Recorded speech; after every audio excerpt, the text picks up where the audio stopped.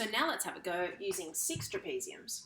Now I've gone ahead and drawn up a table of values using not only 1, 2, 3 and 4, but also 1.5, 2.5 and 3.5. And I've subbed those values into the formula of the function to find what the y value is, because that gives me the lengths of the trapeziums. Okay, now I can say that the area, no, we're not finding area, let's find the integral from 1 up to 4 of 1 over x dx is roughly equal to, now I'm going to use the shortcut method here to see if you can follow along. Say to yourself, how big is one of the trapeziums? Because they're all the same size.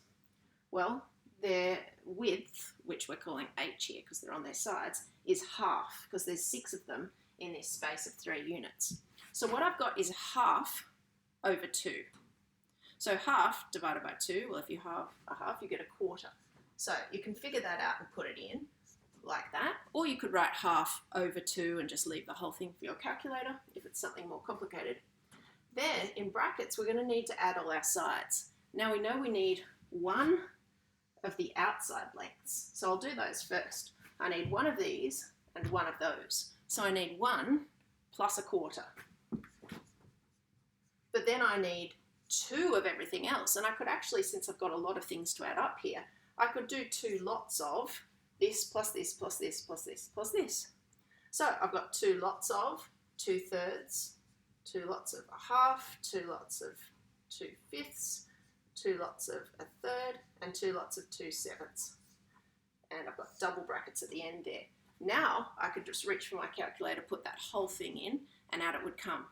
Now there's another way you could do it. You could, instead of saying I want 2 of each of these, because that's brackets inside brackets, another person might have said, hey, I can do those. Actually, they're nice simple fractions. I can do 2 lots of them in my head. So another person's working might say, I'm going to do a quarter out the front. I'm going to do 1 of these and 1 of these. I can add them together in my head. 1 plus a quarter is 1 1/4. That's 5 quarters. And then I can do 2 lots of 2/3. Well, that's 4/3. 2 halves, that's 1. 2 lots of 2/5, that's 4/5. And that's actually just as quick, really. 2 lots of a third, 2/3. And 2 lots of 2/7, that's 4/7. Now this working is probably even simpler to put in the calculator. You've done some of the bits in your head that were easy. You don't have double sets of brackets. And it's about the same length. So, I mean, you can take your pick here of how you'd like to do it. Now, in your formula sheet, you've actually got a formula written out for the trapezoidal rule.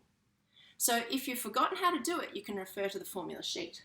But there's one reason I don't love the way it's written on the formula sheet.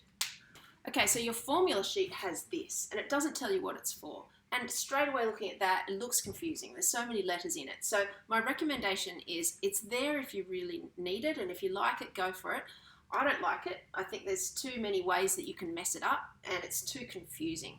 This bit at the front, b minus a over 2n, tells you to subtract from here to here. Well, in this case, that would be 3. But 2n, it's confusing to think, is n the number of values that I've got, or is it the number of trapeziums? So here you could be confused into thinking it's 4, or perhaps it's 3. And really, what needs to go at the front is just your common sense. If you apply that formula that you know about trapeziums, and then you think that all the trapeziums are the same height or width, so you're going to have that same thing out the front for one trapezium or for many.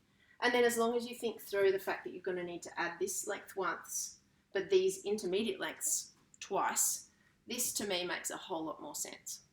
Now, when you're given one of these sorts of questions, you will generally be asked to apply the trapezoidal rule with, say, 3 applications. 3 applications means make 3 trapeziums. And then it's really straightforward if you just think through what you're doing. So in that case, using this formula, you'd say 4 minus 1. Well, 4 minus 1 is 3. And then on the bottom, you've had 2 lots of, well, n is the number of applications, so it'll be 2 lots of 3, which is 6. So you'd get 3 out of 6, which of course is a half. Now, to my way of thinking, plugging all of that in and making sure you get the letters right is harder than just thinking through what's the width of one trapezium? 1. So I need to put 1 over 2. This method will give you a much simpler answer every time, and you understand what you're doing.